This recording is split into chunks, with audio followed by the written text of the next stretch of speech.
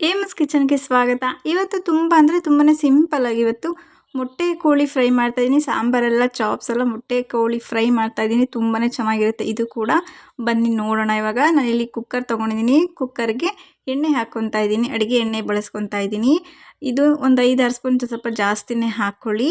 Next ಇವಾಗ ಇಲ್ಲಿ ಬೆಳ್ಳುಳ್ಳಿ ತೊಗೊಂಡಿದ್ದೀನಿ. 2 ಗೆಡ್ಡೆ ಬೆಳ್ಳುಳ್ಳಿ ಮತ್ತು 1.5 ಇಂಚಷ್ಟು ಶುಂಠಿ ತೊಗೊಂಡಿದ್ದೀನಿ. ಇಲ್ಲಿ ನಾನು ಒಂದೇ ಒಂದು ಈರುಳ್ಳಿ, 3 ಹಸಿರುಮೆಣಸಿನಕಾಯಿ ತೊಗೊಂಡಿದ್ದೀನಿ. ನೆಕ್ಸ್ಟ್ ಸ್ವಲ್ಪ ಕೊತ್ತಂಬರಿ ಸೊಪ್ಪು. ಇಷ್ಟನ್ನು ಕೂಡ ನಾವು ಗ್ರೈಂಡ್ ಮಾಡ್ಕೊಬೇಕು. ಫೈನ್ ಪೇಸ್ಟ್ ಮಾಡ್ಕೊಳ್ಳಿ.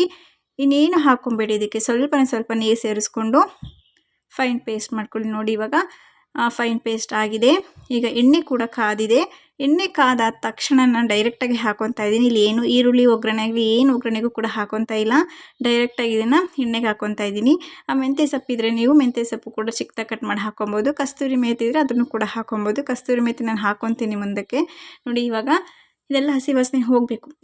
ಎಲ್ಲ ಹಸಿಯಾಗಿ ಹಾಕ್ಕೊಂಡಿರೋದ್ರಿಂದ ಹಸಿ ವಾಸನೆ ಹೋಗಬೇಕು. ಇಲ್ಲಿ ಸ್ವಲ್ಪ ಅರಿಶಿನ ಸೇರಿಸ್ಕೊತಾ ಇದ್ದೀನಿ, ಸ್ವಲ್ಪ ಅಷ್ಟೇ. ಇದೆಲ್ಲ ನೀರಿನ ಅಂಶ ಕಡಿಮೆ ಆಗಿ ಫುಲ್ ಡ್ರೈ ಆಗುತ್ತೆ. ಅಲ್ಲಿವರೆಗೂ ಕೂಡ ನಾವು ಚೆನ್ನಾಗಿ ಫ್ರೈ ಮಾಡ್ಕೊಬೇಕು. ಇವಾಗ ನಾನಿಲ್ಲಿ ನೋಡಿ ಫಾರಂ ಕೋಳಿ ತೊಗೊಂಡಿದ್ದೀನಿ. ಫಾರಂ ಮೊಟ್ಟೆ ಕೋಳಿ ಅಂತ ಕೂಡ ಅಂತೀವಿ. ತುಂಬ ಚೆನ್ನಾಗಿರುತ್ತೆ. ನಾಟಿ ಕೋಳಿ ಥರನೇ ಇರುತ್ತೆ.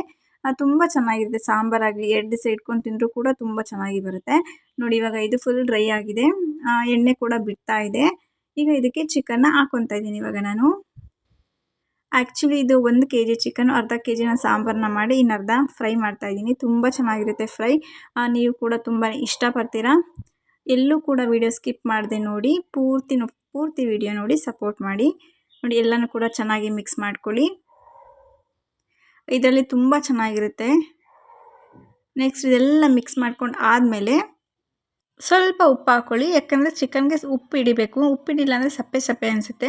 ಅದಕ್ಕೋಸ್ಕರ ಸ್ವಲ್ಪ ಉಪ್ಪು ಹಾಕ್ಕೊಳ್ಳಿ. ಇಲ್ಲಿ 1 ಸ್ಪೂನಷ್ಟು ಕಸ್ತೂರಿ ಮೇಥಿ ಹಾಕ್ಕೊಂಡಿದ್ದೀನಿ. ಇಲ್ಲಿ ನಾನು ಎಲ್ಲನೂ ಕೂಡ ಚೆನ್ನಾಗಿ ಮಿಕ್ಸ್ ಮಾಡಿ ಒಂದು 10-20 ನಿಮಿಷ ಇದರಲ್ಲೇ ಬೇಯಿಸ್ಕೊಳ್ಳಿ. ಚಿಕನ್ ಬೇಯೋದು ತುಂಬ ಲೇಟು. ನಾವು ಮಸಾಲ ಎಲ್ಲ ಆರಿಸ್ಕೊಳ್ಳೋ ಅಷ್ಟೊತ್ತಿಗೆ ಇದು ಚೆನ್ನಾಗಿ ಬೆಂದಿರುತ್ತೆ. ಇದು ಓಪನಾಗಿ ಮಾಡೋಕ್ಕೆ ಸಾಧ್ಯ ಇಲ್ಲ. ಇದು ಸ್ವಲ್ಪ ಗಟ್ಟಿ ಚಿಕನ್ ಆಗಿರೋದ್ರಿಂದ ಸ್ವಲ್ಪ ಲೇಟ್ ಅದಕ್ಕೋಸ್ಕರ ಕುಕ್ಕರ್ ಯೂಸ್ ಮಾಡಲೇಬೇಕು ನಾವು.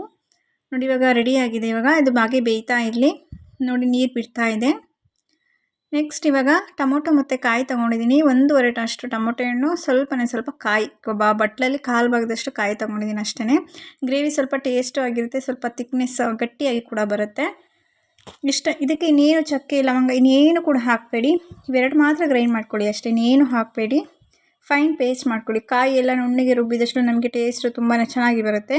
ನೋಡಿ ಇವಾಗ ಇದು ಕೂಡ ರೆಡಿಯಾಗಿದೆ. ಅದಕ್ಕೆ ನಾವು ಡೈರೆಕ್ಟಾಗಿ ಮಸಾಲಾನ ಆ್ಯಡ್ ಮಾಡಬೇಕು. ನಾವು ಟೊಮೊಟೊ ಮತ್ತು ಕಾಯಿ ಪೇಸ್ಟ್ ಮಾಡಿದ್ವಲ್ಲ ಅದನ್ನು ಹಾಕ್ಕೊಳ್ಳಿ. ಇವಾಗ ಹಾಕ್ಕೊಂಡು ಚೆನ್ನಾಗಿ ಮಿಕ್ಸ್ ಮಾಡ್ಕೊಬೇಕು.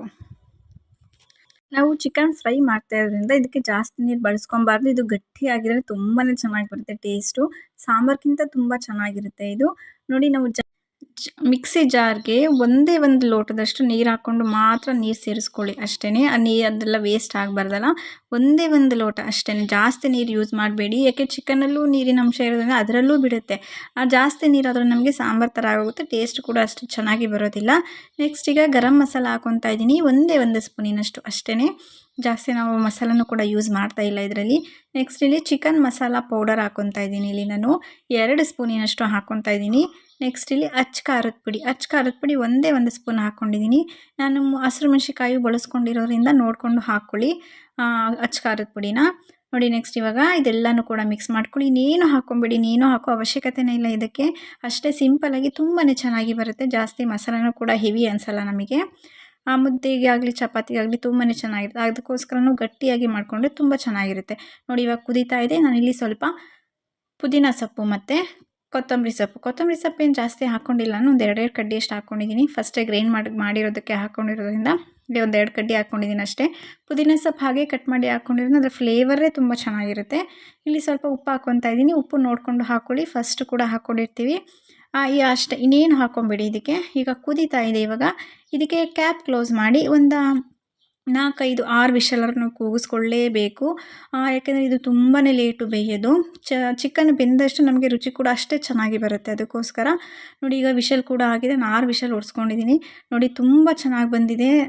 ಚಿಕನ್ ಕೂಡ ಅಷ್ಟು ಚೆನ್ನಾಗಿ ಬೆಂದಿದೆ. ನೋಡಿ ಗ್ರೇವಿ ಕನ್ಸಿಸ್ಟೆನ್ಸಿ ಕೂಡ ತುಂಬ ಚೆನ್ನಾಗಿ ಬಂದಿದೆ. ಇಷ್ಟಿದ್ರೆ ನಮಗೆ ಮುದ್ದೆ, ಚಪಾತಿ, ಅನ್ನ ಎಲ್ಲದಕ್ಕೂ ತಿನ್ಬೋದು. ಮೂಳೆನೂ ಕೂಡ ಬಿಡಲ್ಲ ನೀವು ತಟ್ಟೆಯಲ್ಲಿ, ಅಷ್ಟು ಚೆನ್ನಾಗಿರುತ್ತೆ ರೆಸಿಪಿ. ನೀವು ಕೂಡ ಖಂಡಿತ ಟ್ರೈ ಮಾಡಿ ನೋಡಿ ಮನೆಯಲ್ಲಿ. ಈ ರೆಸಿಪಿ ಇಷ್ಟ ಆಗಿದೆ ಅನ್ಕೊತೀನಿ. ಇನ್ನು ನನ್ನ ಚಾನಲ್ಗೆ ಸಬ್ಸ್ಕ್ರೈಬ್ ಆಗಿಲ್ಲ ಅಂದರೆ ಕೂಡಲೇ ಸಬ್ಸ್ಕ್ರೈಬ್ ಆಗಿ ಸಪೋರ್ಟ್ ಮಾಡಿ. Thank you for watching.